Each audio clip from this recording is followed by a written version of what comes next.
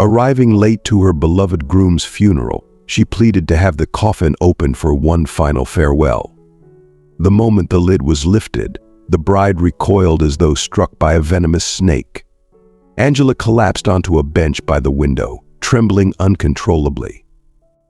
As she believed she had run out of tears, her sorrow found new depths, unleashing a torrential flood from her eyes. She was consumed by fear, confusion, devastation, and an overwhelming sense of helplessness about what to do next, or even what was truly happening. If you are not subscribed, I recommend you subscribe and activate the bell to avoid missing any videos.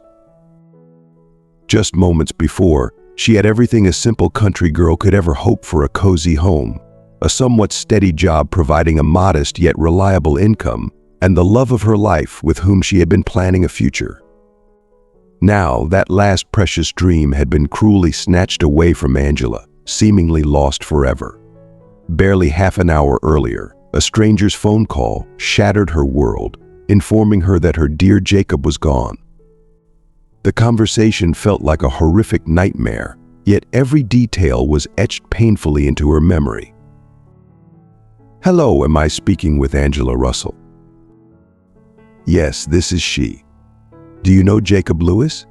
He's my fiancé. What's happened? Has something happened?" The shock was instantaneous.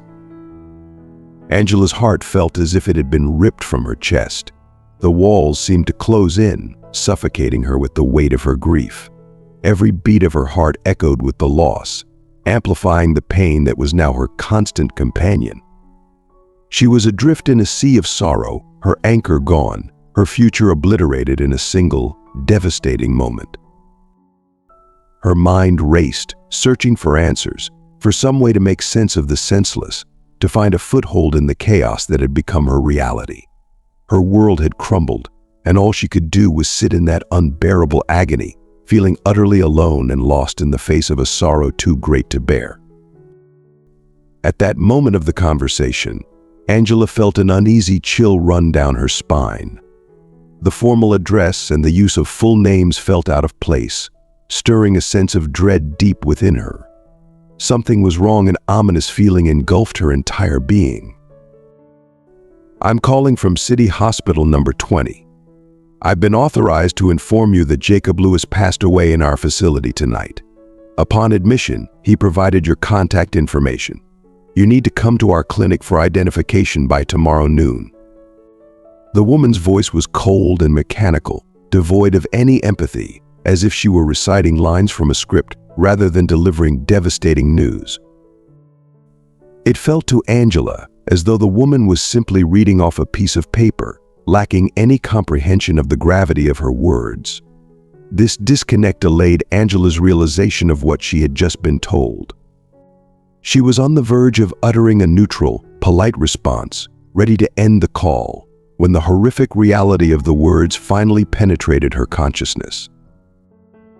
For a moment, Angela was paralyzed, gasping for breath, struggling to process the overwhelming surge of emotions crashing over her. The stranger on the other end of the line remained silent, evidently waiting for Angela to confirm her attendance at the appointed time to identify her fiancé's body. Desperation in her voice, she asked, "How did he die? What happened?" "Well, if you were unaware," Miss the medical worker replied with a hint of impatience, "it's medical confidentiality which I'm not entitled to disclose. Stop wasting my time. I have plenty of work besides you. Will you come for identification or not?" "Yes," Angela replied weakly. "Of course I'll come." The line went dead as soon as she confirmed. It seemed that the caller had no other concern than to deliver the news and move on. Angela found it strange and disturbing that such impersonal people were tasked with conveying the death of loved ones. She wasn't an expert, but she was certain this wasn't how such news was supposed to be delivered. The entire situation felt wrong. What could have happened to Jacob? He had never mentioned any serious health issues. He was a robust, strong man, and now she was being told he had succumbed to some sudden illness. Just a few days ago, Jacob had been full of life, chatting with Angela on the phone with his usual upbeat demeanor. He had mentioned an upcoming business trip, yet now she was hearing he had been hospitalized without even informing her. A fleeting thought of foul play crossed Angela's mind, but she quickly dismissed it. Jacob was an ordinary sales representative in a small company, not the type to get involved in anything dangerous. He rarely carried much cash, only enough for small expenses. It didn't add up that the clinic staff would confuse a chronic condition with an injury. Angela's mind raced with questions, her heart aching with the weight of her loss. As she sat there, the grief was compounded by the confusion and the sense that something about Jacob's death was shrouded in mystery. The world as she knew it had been upended, and she was left grasping for answers amid her sorrow. The entire situation was as bewildering as it was devastating. Angela, fortunately having a day off, spent most of it by the window, her tears flowing endlessly. In brief moments of lucidity, she pondered the inexplicable nature of it all. The following day promised no respite. To reach the city by noon, she had to rise at an ungodly hour. Though this wasn't a challenge for a country girl, traveling beyond her hometown always filled her with anxiety. Amidst the preparations and the accompanying worries, the dreadful reason for her sudden departure kept slipping from her mind, only to resurface with a fresh wave of grief and confusion. As she made her way to the morgue, a new thought crept into her mind, one she hadn't entertained the day before. This must be a mistake. Of course, that would explain all the strange inconsistencies. It must be some absurd mix-up. It couldn't be her Jacob lying cold and lifeless in the city hospital. They had simply confused him with someone else. They had called her, causing unnecessary panic, but soon she would arrive and the truth would be revealed. This thought might not have been the most logical or even the kindest, for it implied that Angela found solace in the notion of another's death. Yet it provided her with a glimmer of hope and the strength to continue to the morgue. However, the moment she laid eyes on the body, all her hopes were crushed. There was no mistake. It was truly him. The instant recognition left no room for doubt. How could she not recognize the man she loved? He lay there, eerily lifelike, as though he might wake up the moment she reached out to touch him. Her heart shattered anew as she stood over his body. The reality of his death hit her with full force, dispelling any lingering hopes of a mistake. It was him, undeniably. The love of her life, who had filled her days with joy and her nights with dreams of a future together, was gone. The pain was excruciating, a deep, raw wound that seemed too vast to ever heal. Angela felt lost in a sea of sorrow, with waves of grief crashing over her, each one more powerful than the last. Her world had irrevocably changed, leaving her adrift in a landscape of pain and unanswered questions. "Hey lady," that's not necessarily a stern male voice behind her interrupted. Before she could fully grasp what was happening, she felt a sharp but not painful blow to her hand.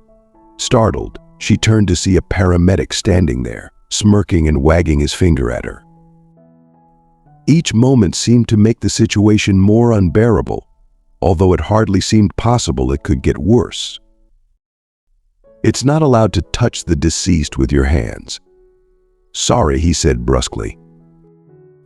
"I didn't know," Angela mumbled, flustered and embarrassed. She was completely off balance. It felt as though all her tears had been shed the day before, leaving her with only a deep melancholy, confusion, and an overwhelming sense of loss. How would she manage alone now? And what was she supposed to do with the body? "Listen," she addressed the paramedic, pushing past her aversion. "What happens next? Honestly, I've never had to bury anyone before. I don't even know where to start." "And you shouldn't worry about it," the man replied curtly. "Everything's been taken care of. His cousin's sister will handle the funeral." "What sister?" Angela was taken aback. "He doesn't have any siblings. He never mentioned a sister to me." "How would I know which sister?" the attendant snorted. "She came this morning and said she'll take care of everything related to the funeral. That's all I know. And anyway, There's nothing more for you to do here. You've done your part." Angela stood there, utterly bewildered. Her mind raced with questions. Who was this mysterious sister? Why had Jacob never mentioned her? A wave of frustration and helplessness washed over her. She had come here hoping to find some closure, some understanding of what had happened to Jacob, but instead she was left with even more questions and no answers. The paramedic's dismissive attitude only added to her distress. She felt insignificant, as if her presence and grief were of no consequence. With a heavy heart, she realized that she had to leave, that there was nothing more she could do here. She would have to piece together the fragments of this tragedy on her own, struggling to make sense of the senseless, to find a way forward in a world that had suddenly become unbearably cold and unfamiliar. Angela had no alternative but to turn around and leave. Her confusion was so intense that it nearly eclipsed the horror and agony of losing her cherished husband. With every new twist, the situation grew more baffling. Countless questions spiraled in her mind with no clear answers. Angela wandered through the hospital corridor, still grappling with what to do next. If this enigmatic sister had indeed taken charge of the funeral, Angela ought to contact her, offer assistance, or at the very least, determine where and when her fiancé would be laid to rest. Overwhelmed by these thoughts and the sheer stress, Angela suddenly felt lightheaded. She realized that if she took another step, she would collapse. As she waited for the wave of dizziness to subside, she leaned against the nearest wall for support. At that moment, she overheard muffled voices through a thin partition. One voice unmistakably belonged to the attendant who had accompanied her during the identification. She didn't suspect anything, one voice asked. "Not a bit. No, she's completely clueless. For a moment, I thought she figured it out." "Not surprising. I told you to disguise him better. Make him look like a real corpse. He lies there looking too alive. Lucky for us, she has never seen a dead body before." Angela clutched her head in disbelief. What on earth was happening? What had her late fiancé gotten involved in? And who were these peculiar attendants engaging in such cryptic conversations? What had she done to deserve her tranquil, predictable life suddenly transforming into a nightmarish horror story? Her initial instinct was to rush back to the morgue and demand answers. However, she restrained herself. Perhaps they weren't even talking about her, maybe it was some work-related matter, and she had only overheard a fragment of the conversation, missing the full context. Confronting them might make her appear foolish and desperate. Even if the conversation did pertain to her and Jacob, who would divulge the truth? Certainly not those who had practically shoved her away to prevent her from touching her fiancé's body. Perhaps she could glean some information from that mysterious sister if only she could locate her. Endlessly replaying the bizarre events surrounding her fiancé's death in her mind, Angela didn't even notice when she arrived home. It was as if she was on autopilot, her body leading her safely to her destination while her mind was elsewhere. But being home did not bring any solace. Unable to decide on a course of action, she flitted from one task to another, unable to concentrate on anything for more than a few minutes. The strange conversation she overheard in the hospital replayed in her mind. Naturally, she yearned to understand its meaning. But how? Who could explain it to her? It was evident the morgue attendants were not the right people to approach. Not only was there no assurance they would confess anything, but they might also concoct some absurd story in their defense. What about this mysterious sister? Angela realized she needed to find her. Maybe this unknown woman could shed light on Jacob's death and decipher the bizarre conversation at the hospital. Waiting for the sister was not an option. All Angela knew was that the woman had promised to handle the funeral. But when and where? What if it had already happened? What if her beloved's body was being buried at that very moment and Angela couldn't even say a proper goodbye? Consumed by these thoughts, she resolved to take action. The simplest and most logical step was to return to the morgue and inquire about the funeral arrangements and how to contact this mysterious sister. It was still early, so the morgue would likely still be open, even on a Saturday, though whether they would divulge any details about other relatives remained uncertain. And indeed, this endeavor was unsuccessful. The paramedic who admitted her in the morning was clueless. His role seemed limited to monitoring the bodies and occasionally aiding in identification to prevent mix-ups. Whether he truly lacked information about other relatives or was unwilling to share it remained unclear. Angela tried various approaches, but his responses were vague and unhelpful, with sister being the only word of significance. With no other options, Angela reluctantly approached his superior, who appeared to be the head of the department. Despite their age difference, she couldn't help but notice their striking resemblance. The main distinction lay in the boss's eyes. They were colder, reflecting a grumpier and more ill-tempered disposition. But Angela had no choice but to rely on him. This boss curtly informed her that he was not authorized to divulge any details about other relatives. Angela's attempts to explain the situation fell on deaf ears. "We simply cannot release personal information to random individuals," he repeated incessantly, like a broken record. Ultimately, Angela was expelled from the hospital. She spent the remainder of the day lying on her bed, staring at the ceiling, her mind racing with thoughts of what to do next. Despite seeing her beloved's lifeless body, the reality hadn't sunk and she couldn't comprehend how a vibrant, energetic person could be gone so suddenly. Adding to her confusion was the mysterious woman arranging his funeral. Who was she? After a restless night, Angela woke with a sense of urgency. She had to at least find out the funeral details. After tending to her yard animals and doing some housework, she headed back to the city. Instead of going directly to the hospital, she decided to visit Jacob's home first.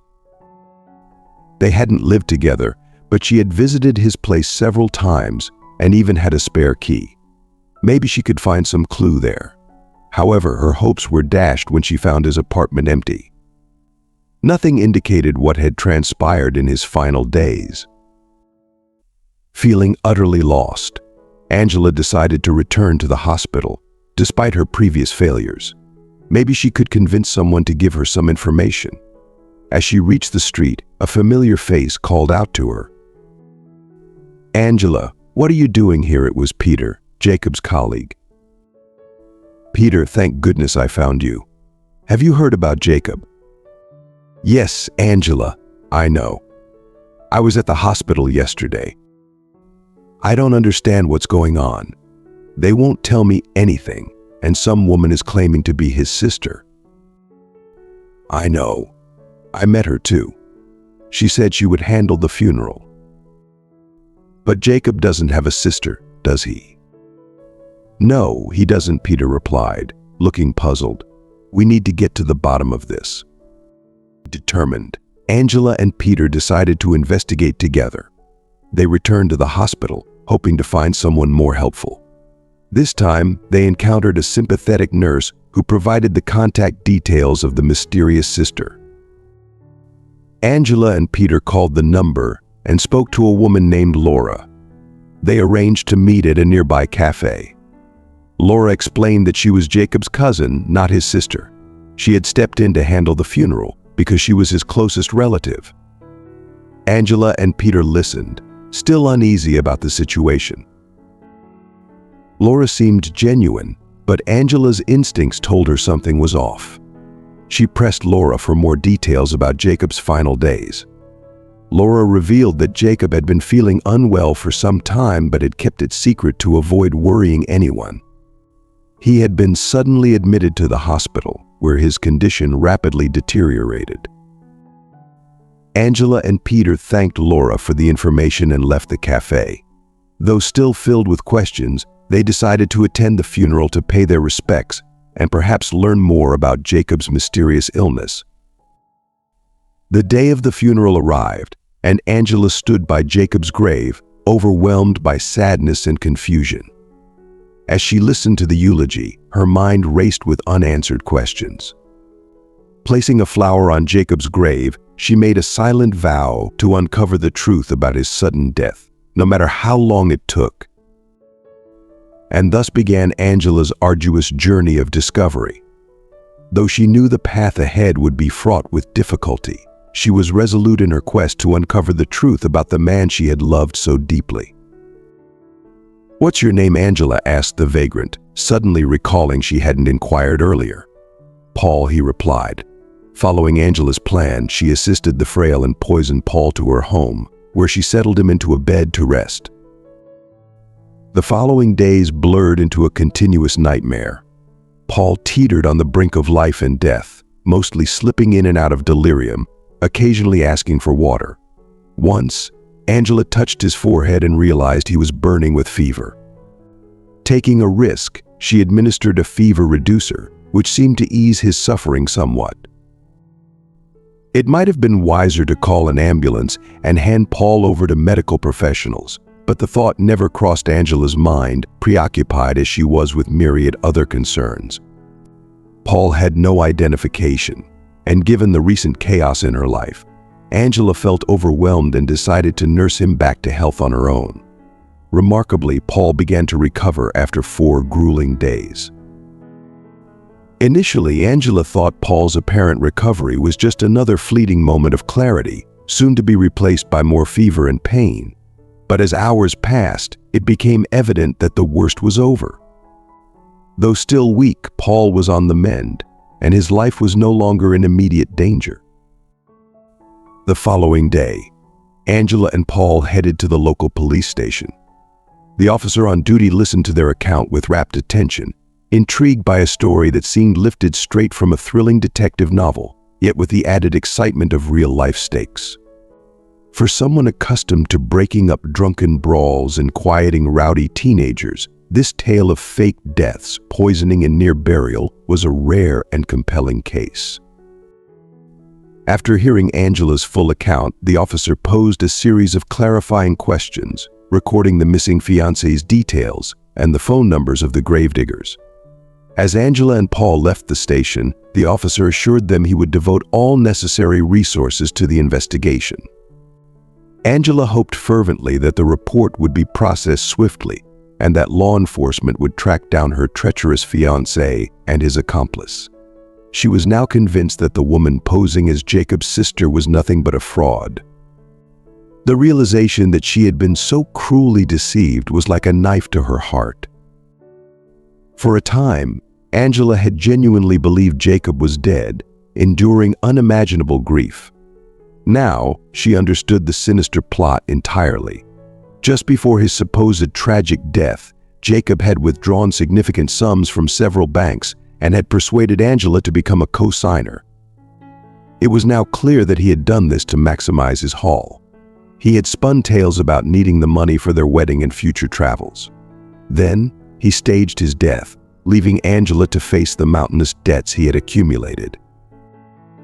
This was not merely a case of financial fraud, it was a heartless manipulation of Angela's emotions and trust.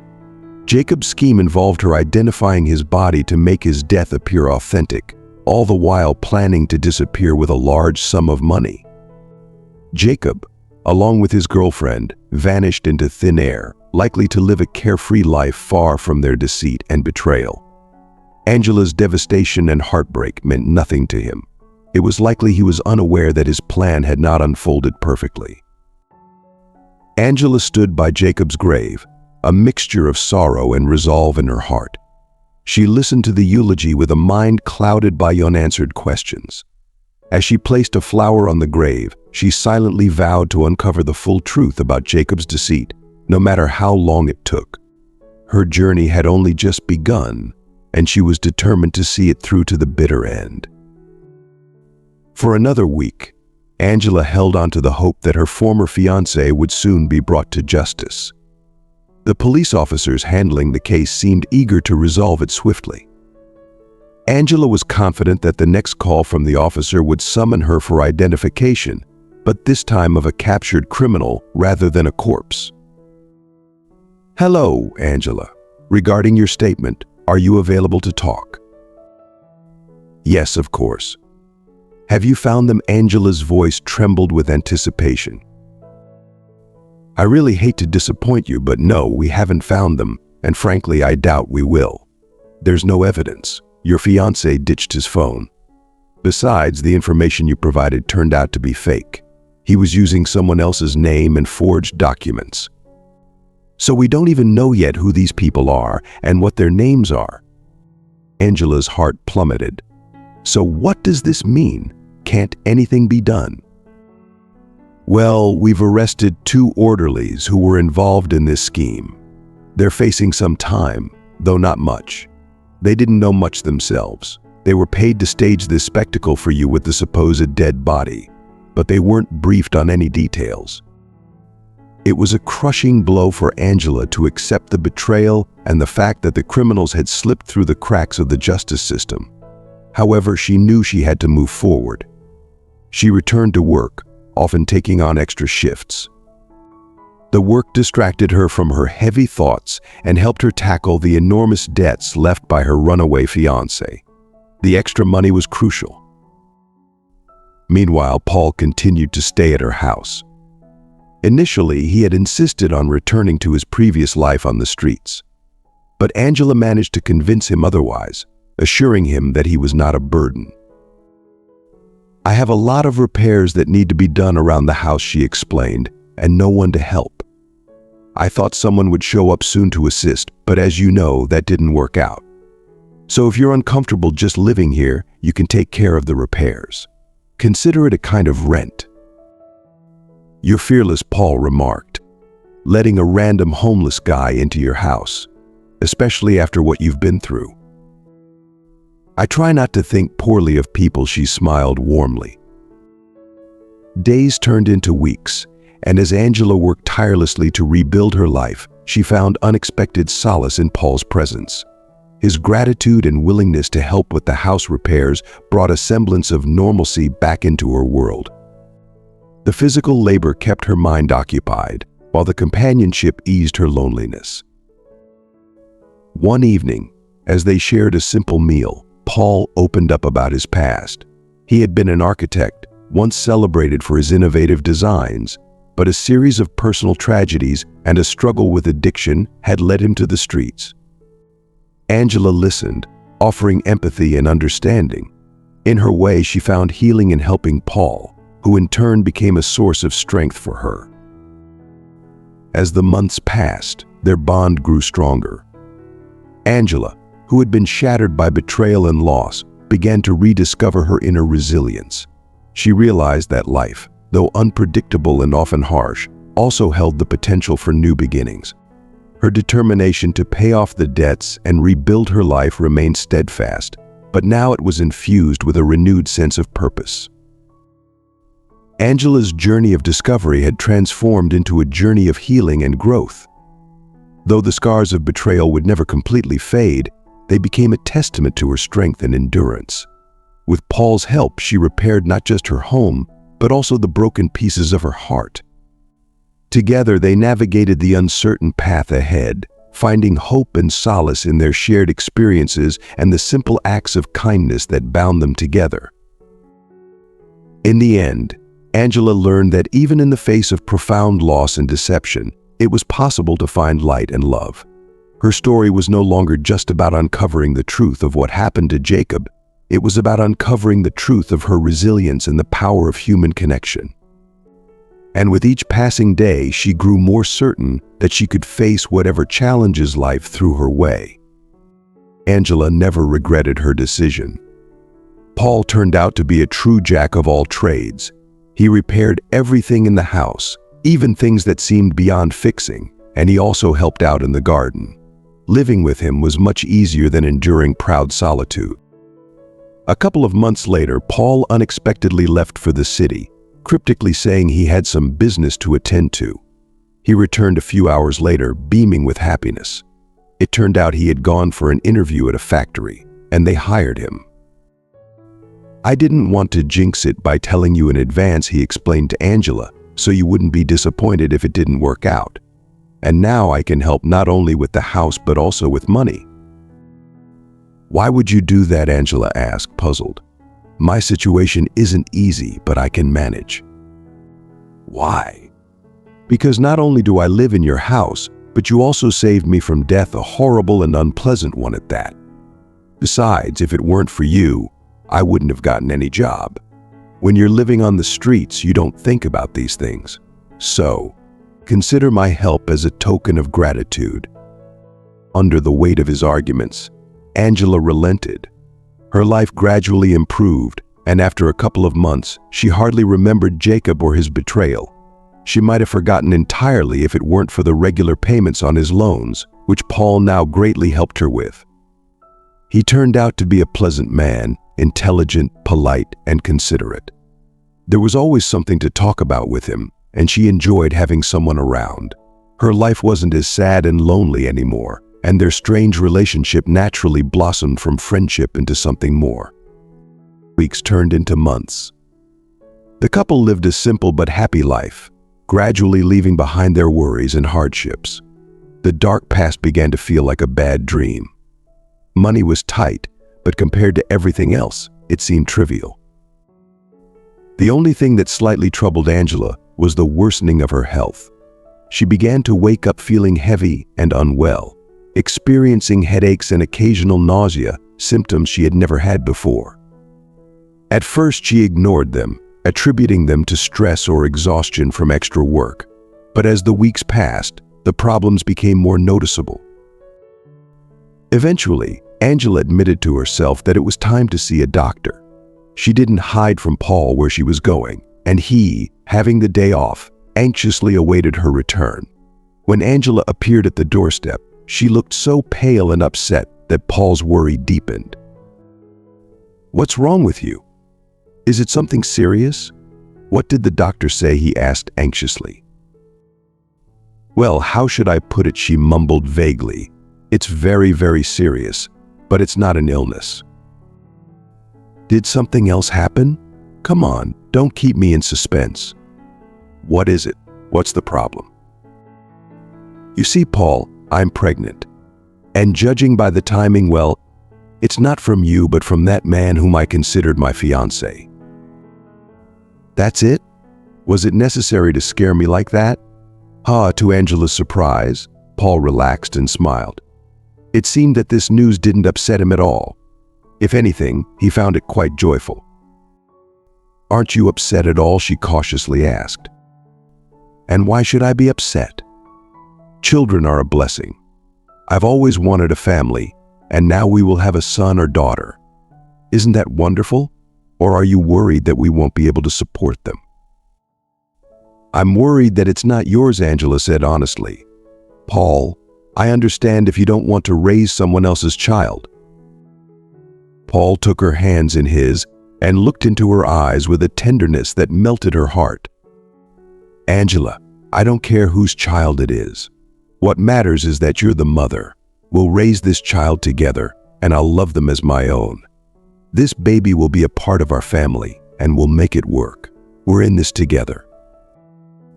Angela's eyes filled with tears, but this time they were tears of relief and gratitude.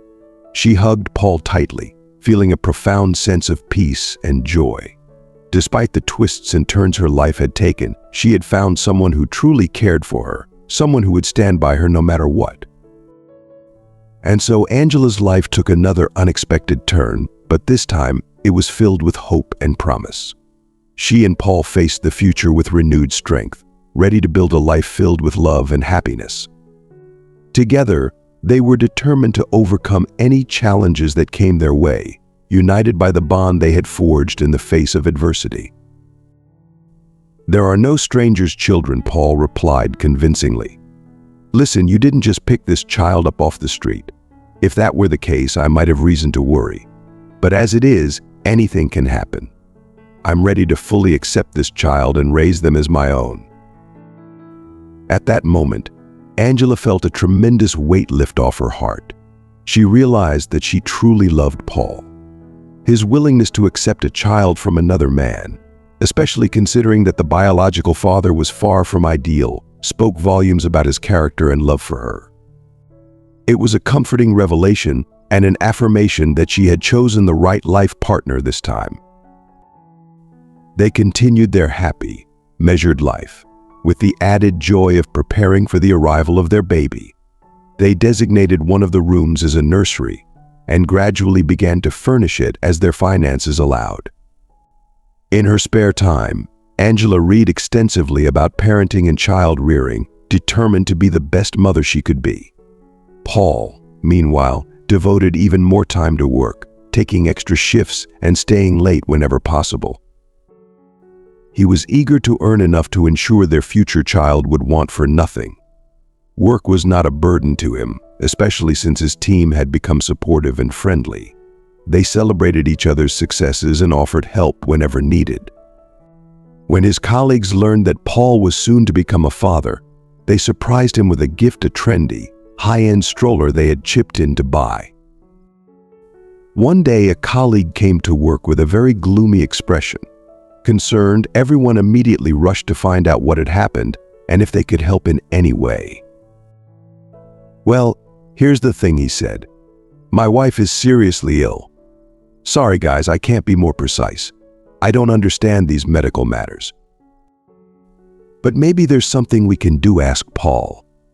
"Do you need medication or money for surgery?" "We need blood," the colleague said. "For a transfusion, a specific blood type. Mine doesn't match. They've checked all the relatives too." "That's not a problem," Paul immediately responded. "Let's go where we need to donate. Maybe someone's will match, right guys?" The team eagerly agreed, and they all headed to the hospital, hoping to find a match for the needed blood type. The camaraderie and support within the group were heartwarming. They knew they had each other's backs in times of need. At the hospital, after a series of tests, it was discovered that Paul was a perfect match. Without hesitation, he donated his blood, feeling a deep sense of fulfillment in being able to help his colleague's wife.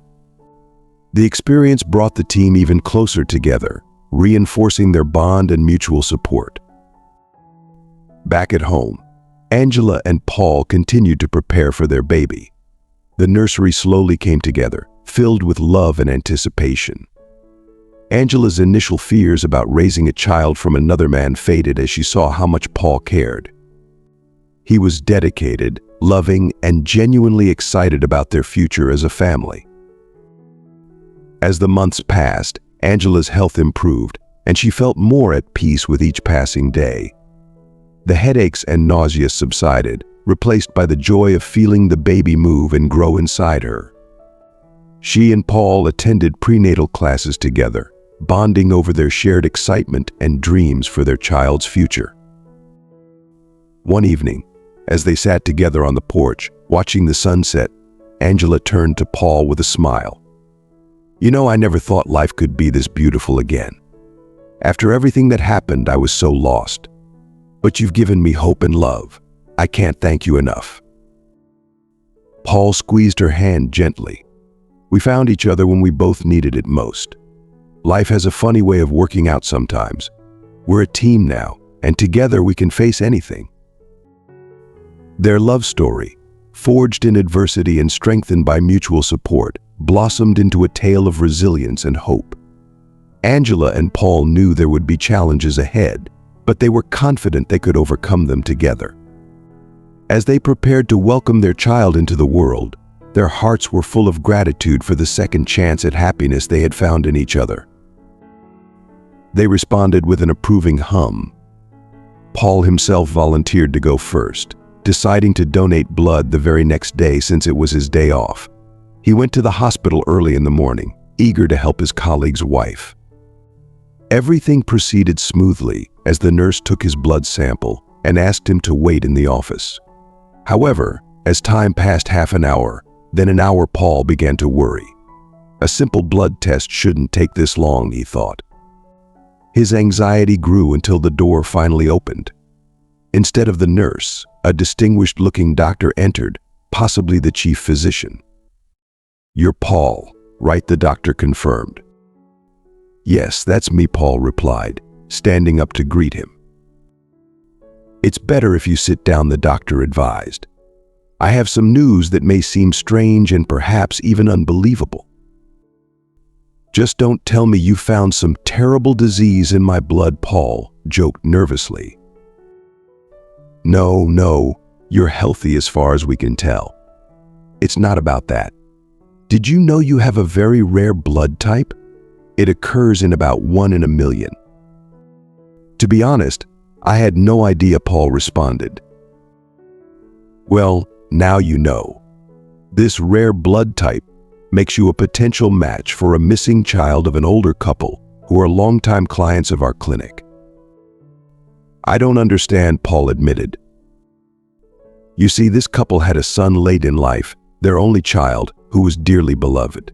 But when he was little, he was kidnapped from a playground right under the nanny's nose. Despite exhaustive searches, he was never found, and his fate remained unknown. The parents never lost hope that he was alive. While no police are actively searching anymore due to the age of the case, the parents have asked us to keep an eye out for anyone with this rare blood type. The chances are slim. We've had several patients like you, but none were a match. But what if you are their missing child?" "Understood," Paul shrugged. "So what do you need from me?" "You're an adult and can refuse the analysis that would clarify everything definitively. But both I and our clients would be very grateful if you agreed." "Well, I don't have much to lose," Paul replied. "You know, I was raised by an alcoholic mother, endured constant beatings and humiliations, and then lived on the streets. If it turns out she wasn't my real mother, I'd be more relieved than upset." "Excellent," the doctor said. "Then I'll ask you to wait a couple more hours, and as soon as the results are ready, I'll inform you." To the immense surprise of everyone involved, the results confirmed that Paul was indeed the missing son.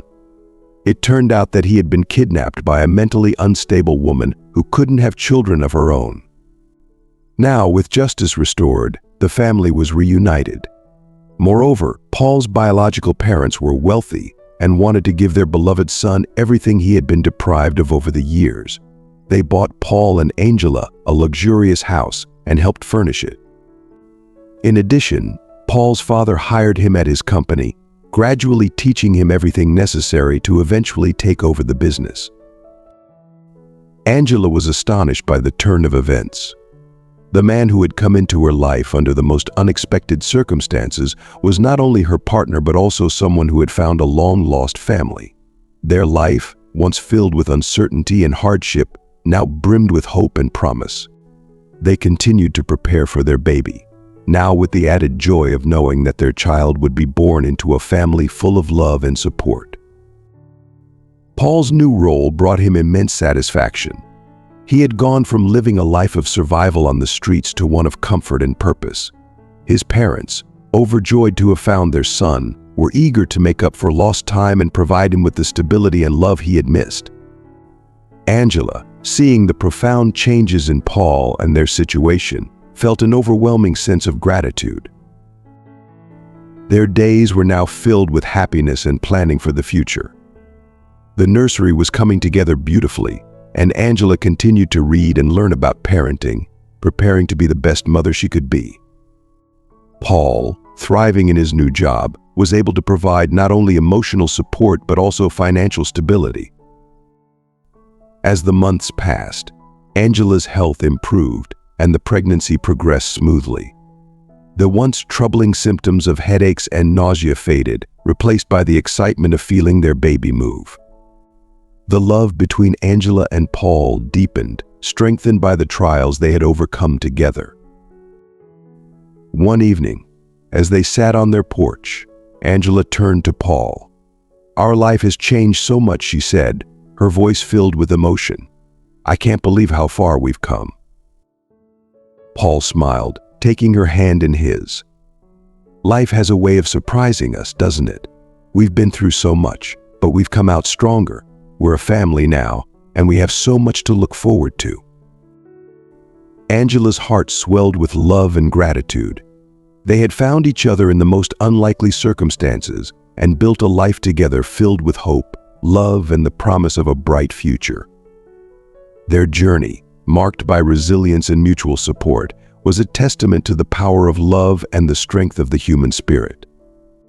As they prepared to welcome their child into the world, they knew that whatever challenges lay ahead, they would face them together, united by the deep bond they had forged.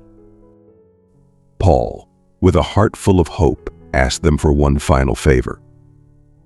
The factory workers, despite their willingness, didn't have the right blood type needed for a transfusion to save their colleague's wife.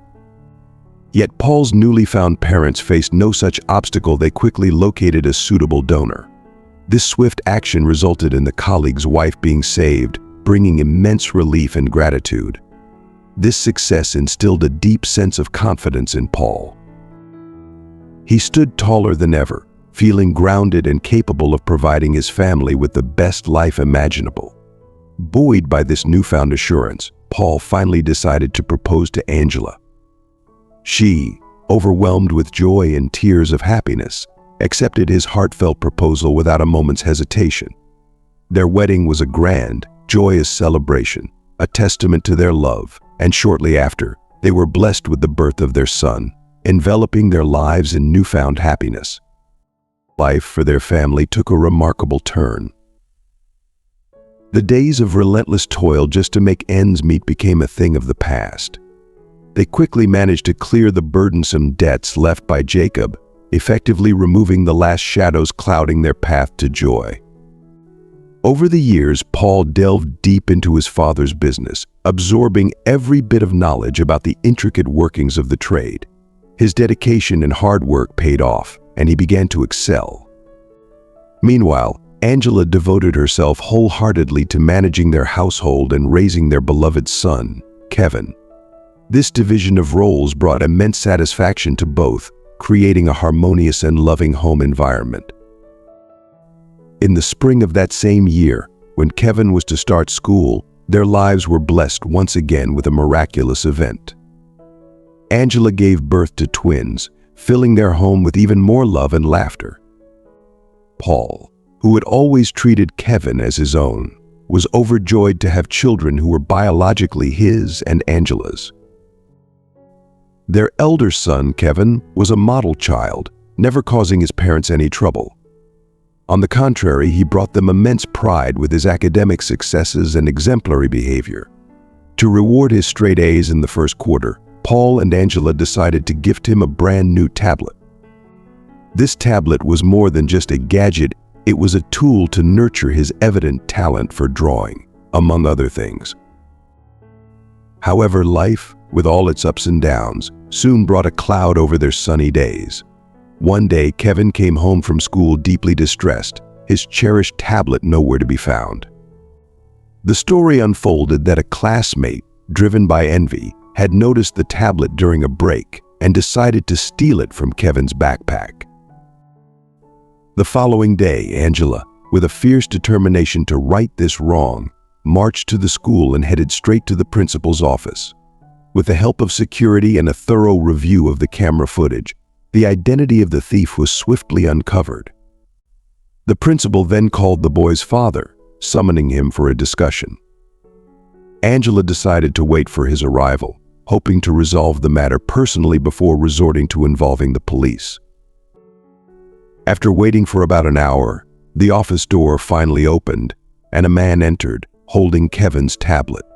His appearance was a stark contrast to what she remembered. He was not very old, but his hair was mostly gray, and his pale, gaunt face showed signs of ill health and hardship. Despite the years and the toll they had taken, Angela recognized him instantly. It was Jacob. The shock of recognition hit them both hard. He stood there, looking at her with a mixture of surprise and remorse, unable to utter a single word. Angela, however, quickly regained her composure, her mind racing with the memories and betrayals associated with this man.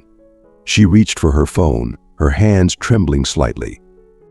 Here he was, the man who had once deceived her so thoroughly, standing before her now as a liar, a cheat, and quite possibly a murderer. She felt a surge of determination and righteousness. She was going to report his whereabouts to the authorities immediately. ensuring that he could no longer cause harm or chaos in anyone else's life. "Wait," Jacob finally spoke up, his voice trembling. "I understand you're about to call the police." "About to," Angela replied icily. "You're a criminal, and you must answer for everything you've done." "I don't deny that," he said, his eyes filled with a mixture of regret and desperation. "But please hear me out first. If after that you still think I deserve punishment, call the police. I won't stop you. I won't run away, I promise. By the way, this should be yours." With these words, he handed Angela the tablet. She took it mechanically, her eyes locking with his. Something in his gaze, a mix of sorrow and sincerity, made her hesitate. "Okay," she said, her voice softening slightly. "Go on, I'm listening." "Well, you've probably already guessed that the girl who pretended to be my sister was my lover. We were young and very foolish. Kate, her real name, was pregnant.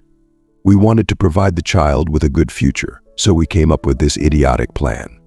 Of course, none of this justifies us. We thought everything went well. We didn't think about anyone else but ourselves, like fools.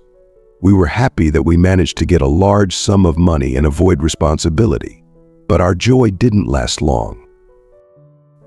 It soon turned out that Kate had serious health problems, which the pregnancy only made worse. All the money ended up not on a luxurious life, but on trying to somehow support her health and help her carry our son. In the end, she carried him and even gave birth, but she didn't survive. She died in childbirth. The boy was barely saved somehow. So I became a single father without a wife, without a home, and essentially without means of subsistence. I barely managed to find any kind of work to support myself and my son. Even now, we live very poorly, but still better than we did in the first years. Plus, as it turns out, I also have a chronic illness. Several years ago, I was diagnosed with diabetes, and it's quite severe. Now I'm on insulin, and honestly, I don't know how much longer I'll last. You know, I've thought a lot about all of this and come to the conclusion that it's karma or fate, whichever you prefer. In short, I thought someone punished Kate and me for what we did. But at least as I see it, things are going well for you, and you can't imagine how happy I am about that. It seems we didn't ruin your life, at least that's for sure." Angela sighed deeply, her heart heavy with the weight of his words. "I'm doing just fine, and that poor guy you tried to bury alive is too." Jacob's face brightened at this revelation. Angela could see that he truly regretted his actions and had been tormented by the thought of having caused the death of an innocent man. Knowing that this sin wasn't on his conscience anymore brought him a measure of peace. Angela felt a flicker of compassion. "All right, Paul and I are fine," she said softly. "It seems life has truly punished you beyond measure.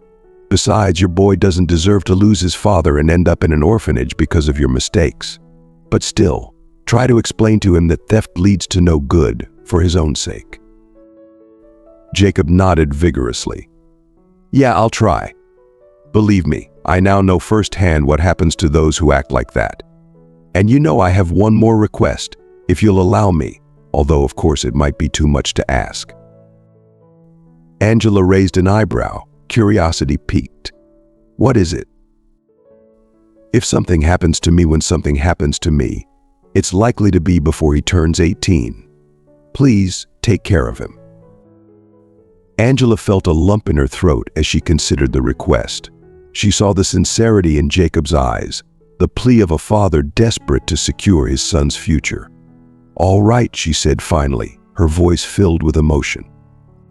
"I promise I'll take care of him." Jacob's eyes filled with gratitude, and for the first time in years, a genuine smile crossed his face. Angela left the school with a heavy heart but a clear conscience, heading home to her beloved husband and their beautiful children, feeling a strange sense of closure and the beginning of a new chapter. And that's the end of our story. What a journey it has been, filled with twists and turns, heartbreaks and redemptions. What have you learned from Paul's unwavering determination, Angela's compassionate heart, and Jacob's path to repentance? Life often presents us with challenging situations, but it's how we respond to these moments that truly define us. We'd love to hear from you. What is one lesson you have taken from this story that you plan to apply in your own life? Please share your thoughts in the comments below. If you enjoyed this video, please leave your comment below, and don't forget to like, share, and subscribe to our YouTube channel. Thank you for watching, and we'll see you in the next video.